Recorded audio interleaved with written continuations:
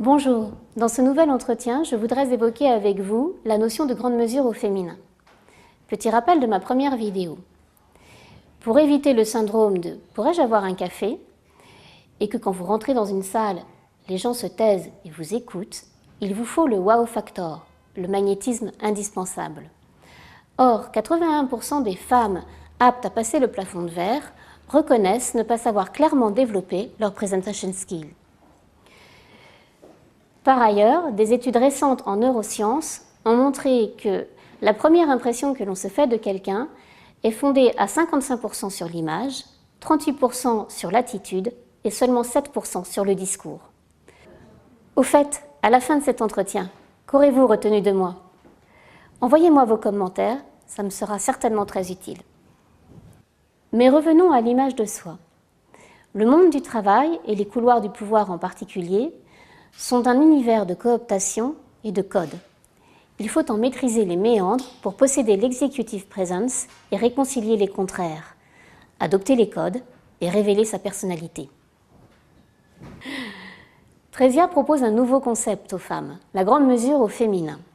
Nouveau, me direz-vous, alors que la couture peut sembler un vieux métier, voire le plus vieux métier du monde, du moins depuis qu'on s'habille. Eh bien oui. Et nous revenons au problème ô combien d'actualité du genre. La langue française comprend deux genres, le masculin et le féminin, pour les personnes, mais aussi pour les choses.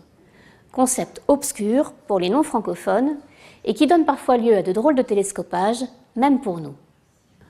Prenons le domaine du vêtement et de sa fabrication.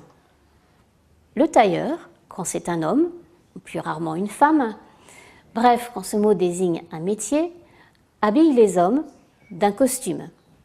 Le tailleur, quand c'est un vêtement, désigne une pièce qui habille les femmes. Il est créé par des couturières ou des couturiers, voire par les grands couturiers, toujours au masculin dans ce cas, même quand il s'agit d'une femme. Voilà en quelques mots, à l'ouverture d'une porte d'armoire, que se révèlent les enjeux du masculin et du féminin, de leur rapport au pouvoir et de leur inscription dans l'histoire. Le tailleur est la pièce emblématique des créations de Trésia. Parce que l'habit ne fait pas le moine, mais c'est à l'habit qu'on reconnaît le moine, de même, le tailleur ne fait certes pas la dirigeante, mais c'est au tailleur qu'on reconnaît la dirigeante.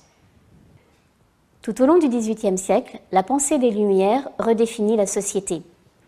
Les femmes veulent y affirmer leurs aspirations propres. Le tailleur, la veste, la jupe et même le pantalon font partie de ces aspirations. À la fin du XIXe siècle, avec l'installation durable de la démocratie, le costume tailleur s'impose dans les modes parisiennes. Mais à la veille de la Deuxième Guerre mondiale, avec la victoire de l'ordre moral, il devient le costume raisonnable de la femme au foyer, l'élégance conservatrice. En fait, comme les héroïnes d'Hitchcock, sous des allures rassurantes et convenables, il peut cacher des personnalités troublantes, le feu sous la glace. Aujourd'hui, il est devenu l'uniforme de la femme dirigeante. À l'image de son histoire, il permet aux femmes d'exprimer et d'affirmer leur personnalité en se jouant des codes de leur milieu professionnel. Et pourquoi un tailleur Trésia?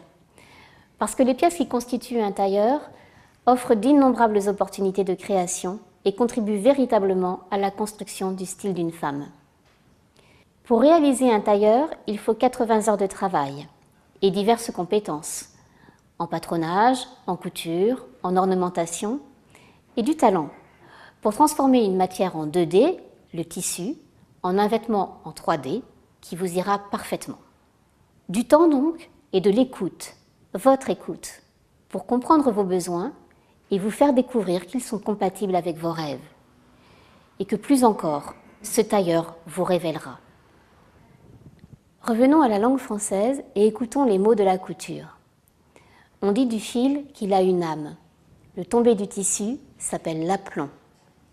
On coupe le tissu dans le droit fil pour en conserver l'intégrité ou dans le biais pour trouver souplesse et adaptation au mouvement. Le patron, par glissement sémantique, a quitté le sens de protecteur pour celui de guide, puis de modèle. Ce sont toutes ces qualités que ma cliente endossera en même temps que son tailleur. Pour vous en dire plus, je rédige aujourd'hui un livre blanc sur la grande mesure au féminin. et c'est ce livre que je me ferai une joie de vous offrir en remerciement de votre soutien.